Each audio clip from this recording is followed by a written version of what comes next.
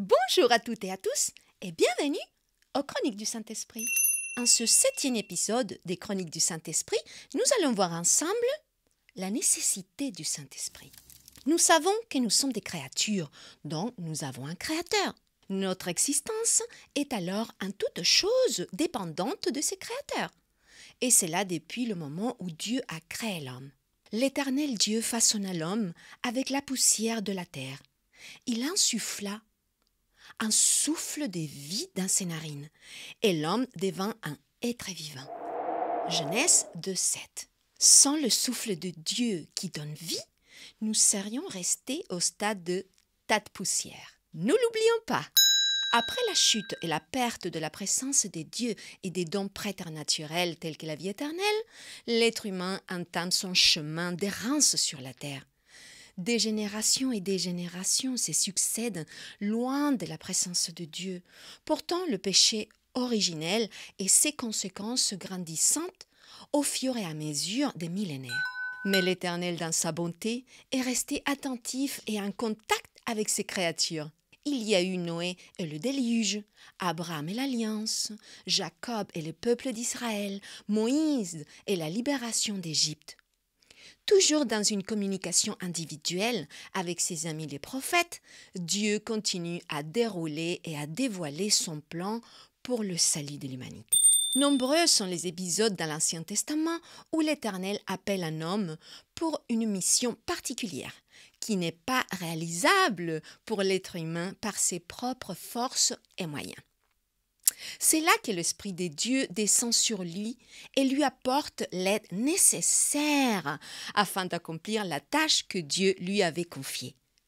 Avec Dieu, il est toujours question de collaboration. Voici quelques exemples. L'Esprit de l'Éternel vint sur Samson et, sans rien à la main, il déchira le lion comme s'il s'agissait d'un chèvre. Juge 14:6. Samuel prit la corne d'huile et le consacra par onction au milieu de ses frères. L'Esprit de l'Éternel vint sur David à partir de ce jour et par la suite. 1 Samuel 16:13. L'Esprit du Seigneur, de l'Éternel, est sur moi, parce que l'Éternel m'a consacré par onction pour annoncer de bonnes nouvelles aux pauvres.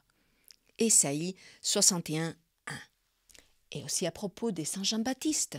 Car il sera grand devant le Seigneur, et il ne boira ni vin, ni boisson alcoolisée, et il sera rempli de l'Esprit Saint dès le ventre de sa mère.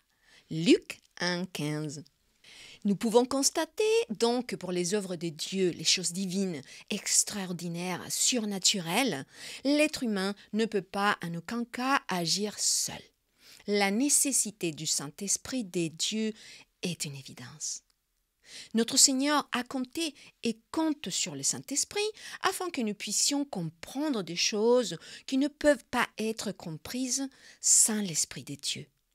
Il nous a également exhortés à faire bon usage du Saint-Esprit en le demandant en son nom. J'ai encore beaucoup de choses à vous dire, mais vous ne pouvez pas les supporter maintenant. Quand le défenseur sera venu, l'Esprit de la vérité, il vous conduira dans toute la vérité, car il ne parlera pas de lui-même, mais il dira tout ce qu'il aura entendu et vous annoncera les choses à venir. Il révélera ma gloire parce qu'il prendra de ce qui est à moi et vous l'annoncera. Jean 16, 12 à 14. Et quand il sera venu, il convaincra le monde en ce qui concerne le péché, la justice et le jugement. Jean 16, 8. Mais le défenseur, l'Esprit Saint que le Père enverra à mon nom, vous enseignera toutes choses et vous rappellera tout ce que je vous ai dit. Jean 14, 26. Sans l'Esprit de Dieu, nous ne pouvons pas accomplir les œuvres de Dieu, ni comprendre les enseignements de notre Seigneur Jésus, ni apprendre quoi que ce soit sur Dieu, ni conduire nos vies dans la vérité de Dieu, et encore moins prêcher l'Évangile. Nous sommes toujours et autant dépendants de l'Esprit de Dieu que nous l'étions au moment de la création. La position de l'homme vis-à-vis de son salut et de Dieu est toujours la même. Une position de dépendance. Jésus répondit, en vérité, je te le dis, à moins de naître d'eau et d'esprit, on ne peut entrer dans le royaume des dieux. Jean 3, 5.